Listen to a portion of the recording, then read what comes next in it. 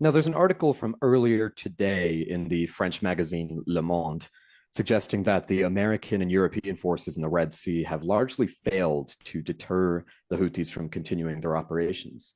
What are your thoughts on that? Yeah, this is a question that is asked all the time. So we need to repeat this all the time. What we're dealing with, whether us, the analysts, the researchers, or the military people is really something new. It's unconventional, right? And I believe everyone is learning from what's happening there. We cannot say they haven't been doing anything. They've been trying also to protect commercial ships. Let's be clear about that.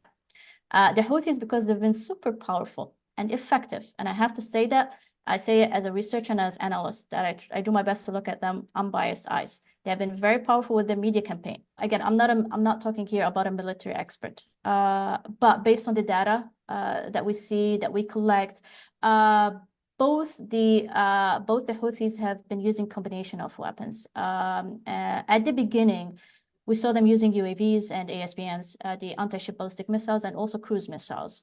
They started using USV a little bit. I would say we saw 2 incidents in January, February, but the focus was not on those. They were more using ASBMs and the cruise missiles and the UAVs. And recently they started using more USVs. If this crisis continues, let's say 2-3 years, hopefully not, it's going to be a big problem, because the Red Sea is required, for shorter journeys and also for reasons related to lower costs.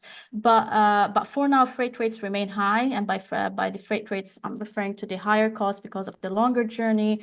More fuel now is required to do all that journey around the Cape of Good Hope, which requires you, probably extra 2 weeks instead of the shorter journey through the Suez Canal.